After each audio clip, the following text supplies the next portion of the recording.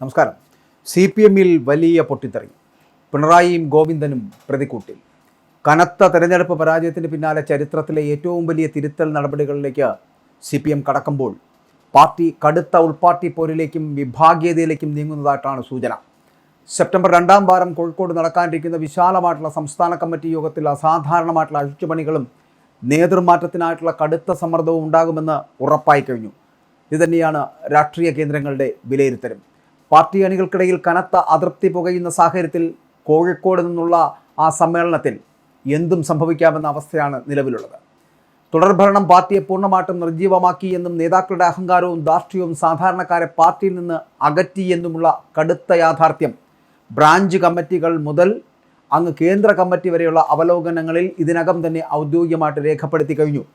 ഈ സാഹചര്യത്തിലാണ് വെറും സംസ്ഥാന സമിതിക്കപ്പുറം ജില്ലാ സെക്രട്ടേറിയറ്റ് അംഗങ്ങളെയും പോഷക സംഘടനാ ഭാരവാഹികളെയും ഉൾപ്പെടുത്തിക്കൊണ്ട് വിശാലമായിട്ടുള്ള സംസ്ഥാന സമിതി വിളിച്ചു ചേർക്കുവാൻ പാർട്ടി നിർബന്ധിതമായത്. താഴെത്തട്ടിലുള്ള വികാരം സംസ്ഥാന നേതൃത്വത്തെ നേരിട്ട് ബോധ്യപ്പെടുത്തുവാൻ ഈ യോഗം വേദിയാകും. പാർട്ടിയിൽ വിഭാഗീയതയ്ക്ക് സമാനമായിട്ടുള്ള ചേരിതിരിവ് രൂക്ഷമായിരിക്കുന്ന ഈ ഘട്ടത്തിൽ കോഴിക്കോട് നടക്കുന്ന യോഗത്തിൽ ജില്ലാ സെക്രട്ടേറിയറ്റ് അംഗങ്ങളുടെ നിലപാടുകളായിരിക്കും ഏറ്റവും നിർണായകമാവുക.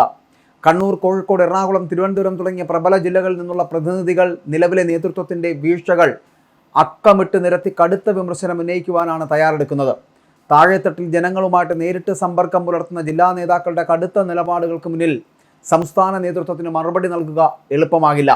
പാർട്ടിയെ ഈ പതനത്തിലേക്ക് നയിച്ചതിൽ സംസ്ഥാന സെക്രട്ടറി MV ഗോവിന്ദനെ പ്രതിക്കൂട്ടിൽ നിർത്തുന്ന വിമർശനങ്ങളാണ് അണിയറയിൽ ശക്തമാകുന്നത്. പാർട്ടി സെക്രട്ടറി എന്ന നിലയിൽ അണികൾക്ക് ആത്മവീര്യം പകരാനോ സർക്കാരിൻ്റെ വീഴ്ചകളിൽ തിരുത്തൽ ശക്തിയായിട്ട് മാറുവാനോ ഗോവിന്ദന് കഴിഞ്ഞില്ല എന്നാണ് ഉയരുന്ന ആക്ഷേപം. നേതൃമാറ്റമില്ലാതെ പാർട്ടിക്ക് ഇനി ഒരു ഊർജ്ജവും വീണ്ടെടുക്കാനാകില്ല എന്ന വികാരം എല്ലാ ജില്ലാ നേതാക്കൾക്കിടയിൽ ശക്തമായതിനാൽ MV ഗോവിന്ദൻ്റെ പദവിക്ക് മേൽ കരിനിഴൽ വീണു കഴിഞ്ഞു. സംസ്ഥാന നേതൃത്വത്തിന് പുറമെ നിയമസഭയിലെ പ്രതിപക്ഷത്തിൻ്റെ മെല്ലപ്പോക്കിലും പാർട്ടിയിൽ കടുത്ത അതൃപ്തി പുകയുകയാണ്.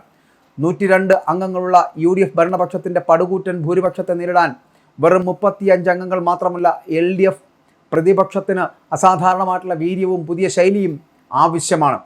എന്നാൽ സഭയ്ക്കുള്ളിൽ പ്രതിപക്ഷത്തെ നയിക്കുന്നതിൽ നിലവിലെ നേതൃത്വം പൂർണ്ണ പരാജയമാണ് എന്നാണ് നിയമസഭാ കക്ഷിയിലെ ഭൂരിഭാഗം അംഗങ്ങളുടെയും വിലയിരുത്തൽ. ഈ സാഹചര്യത്തിൽ പ്രതിപക്ഷത്തെ നയിക്കാൻ സഭയിലും തലമുറ മാറ്റം വേണമെന്ന ആവശ്യം പാർട്ടിക്കുള്ളിൽ വളരെ ശക്തമായി ഉയർന്നു വന്നിട്ടുണ്ട്. ഇത് മറ്റാരെയുമല്ല, പ്രതിപക്ഷ നേതാവ് പിണറായി വിജയനെ തന്നെയാണ് ലക്ഷ്യമിടുന്നത് എന്നുള്ളതാണ്.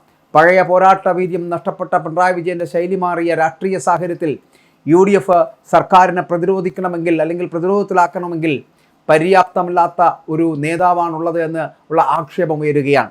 പിണറായി മാറണമെന്ന ആവശ്യത്തിലേക്ക് പാർട്ടിയിലെ യുവ തുർക്കികൾ വിരൽ ചൂണ്ടുന്നത് CPM-ലെ വലിയൊരു യുഗാവസാനത്തിൻ്റെ സൂചന കൂടിയാണ്. ബംഗാൾ ഘടകത്തിന് സമാനമായിട്ട് കേരളത്തിലും വിശാലമായിട്ടുള്ള സംസ്ഥാന സമിതി വിളിച്ച് തെറ്റുതിരുത്തൽ രേഖ അംഗീകരിക്കുവാൻ കേന്ദ്ര കമ്മിറ്റി നൽകിയ നിർദ്ദേശം കേരളത്തിലെ ഔദ്യോഗിക ചേരിക്ക് കനത്ത തിരിച്ചടി തന്നെയാണ്. കഴിഞ്ഞ ആഴ്ച 3 ദിവസമായി ചേർന്ന പ്രത്യേക കേന്ദ്ര കമ്മിറ്റി യോഗം തിരുത്തേണ്ട കാര്യങ്ങളുടെ കടുത്ത കരട് അത് തയ്യാറാക്കിയിട്ടുണ്ട്. ഈ മാസം 23, 24 തീയതികളിൽ ചേരുന്ന സംസ്ഥാന സമിതി യോഗത്തിൽ കോഴിക്കോട് സമ്മേളനത്തിൻ്റെ അജണ്ടകൾ നിശ്ചയിക്കുമ്പോൾ തന്നെ വലിയ തർക്കങ്ങൾക്ക് വഴി തുറക്കും എന്നുള്ള കാര്യം ഉറപ്പാണ്. കേരളത്തിലെ CPM-ൽ വർഷങ്ങൾക്ക് ശേഷം കടുത്ത തെറ്റുതിരുത്തൽ സാധ്യത തെളിഞ്ഞു വരുന്ന ഘട്ടമാണിത്. മുൻകാലങ്ങളിൽ പാർട്ടിയിലെ ചോദ്യം ചെയ്യപ്പെടാത്ത അധികാര കേന്ദ്രങ്ങളായിരുന്ന VS അച്യുതാനന്ദൻ്റെയോ പിണറായി വിജയൻ്റെയോ കടുത്ത ഗ്രൂപ്പിസമല്ല ഇവിടെയുള്ളത്. മറിച്ച് പാർട്ടിയുടെ നിലനിൽപ്പിനായിട്ട് താഴെത്തട്ടിലുള്ള അണികൾ നേതൃത്വത്തിനെതിരെ തിരിയുന്ന തികച്ചും വ്യത്യസ്തമായൊരു ആഭ്യന്തര കലാപമാണിത്. അതുകൊണ്ട് തന്നെ വ്യക്തിപൂജകൾക്ക് ഇവിടെ സ്ഥാനമുണ്ടാകില്ല. പാർട്ടിയെ അപ്പാടെ വിഴുങ്ങിയ നിശ്ചലാവസ്ഥയിൽ നിന്ന് രക്ഷപ്പെടാൻ നേതൃത്വത്തിൻ്റെ മുഖം മാറ്റുകയല്ലാതെ CPM-ന് മറ്റ് വഴികളേയില്ല. പരാജയത്തിൻ്റെ ഉത്തരവാദിത്തം താഴെത്തട്ടിലെ ബ്രാഞ്ച് കമ്മിറ്റികളുടെ തലയിൽ കെട്ടിവെച്ച് രക്ഷപ്പെടാൻ സംസ്ഥാന ഭാരവാഹികൾ നടത്തുന്ന നീക്കങ്ങളെ ജില്ലാ പ്രതിനിധികൾ കോഴിക്കോട്ട് ശക്തമായിട്ട് ചെറുക്കുമെന്നുള്ള കാര്യത്തിലും തർക്കമില്ല. സംസ്ഥാന സെക്രട്ടേറിയറ്റിലെയും കമ്മിറ്റിയിലെയും ചില പ്രമുഖരെ മാറ്റി നിർത്തിക്കൊണ്ടുള്ള ഒരു ശുദ്ധീകരണ പ്രക്രിയയ്ക്ക് വിശാല സമിതി തുടക്കമിടും. ചുരുക്കത്തിൽ കോഴിക്കോട്ട് സെപ്റ്റംബറിൽ നടക്കാനിരിക്കുന്ന വിശാല സംസ്ഥാന സമിതി യോഗം CPM-ൻ്റെ ചരിത്രത്തിലെ തന്നെ ഏറ്റവും നിർണായകമായിട്ടുള്ള ഒരു വഴിത്തിരിവായിട്ട് മാറും. പിണറായി വിജയൻ എന്ന അപ്രമാദിത്വത്തിനും MV ഗോവിന്ദൻ്റെ നേതൃത്വത്തിനും ഒരുപോലെ അഗ്നിപരീക്ഷയാകുന്ന ഈ സമ്മേളനത്തിൽ തലമുറ മാറ്റത്തിനായിട്ടുള്ള യുവ നേതാക്കളുടെയും ജില്ലാ പ്രതിനിധികളുടെയും നിലപാടുകൾ പാർട്ടിയെ പുതിയൊരു ദിശയിലേക്ക് നയിക്കുമോ അതോ വലിയൊരു പൊട്ടിത്തെറിയിൽ കലാശിക്കുമോ എന്ന് കാത്തിരുന്ന് കാണേണ്ടി വരും. എന്തായാലും ഒരു കാര്യം ഉറപ്പാണ്, പിണറായി വിജയനെ പ്രതിപക്ഷ സ്ഥാനത്ത് നിന്നും MV ഗോവിന്ദനെ പാർട്ടി സെക്രട്ടറി സ്ഥാനത്ത് നിന്നും മാറ്റുമെന്നുള്ള കാര്യത്തിൽ തർക്കമില്ല. ഇവർ മാറിയാൽ മാത്രമേ ഈ പാർട്ടി ഇനി ഗുണം പിടിക്കൂ എന്ന് അവകാശപ്പെടുന്ന ഒരു വലിയ വിഭാഗം ഇപ്പോൾ തന്നെ ആ പാർട്ടിക്കുള്ളിലുണ്ട്. അതുകൊണ്ട് അണികളുടെ ഒരു വലിയ പൊട്ടിത്തെറി ഉണ്ടാകുന്നതിന് മുൻപ് ഇവരെ രണ്ടുപേരെയും, പിണറായി വിജയനെയും ഒപ്പം തന്നെ എം വി ഗോവിന്ദനെയും മാറ്റി നിർത്തിക്കൊണ്ട്, കൂട്ടത്തിൽ മറ്റ് പലരെയും മാറ്റി നിർത്തിക്കൊണ്ടുള്ള ഒരു വിശാല സംവിധാനമായിരിക്കും വരാൻ പോകുന്നത്.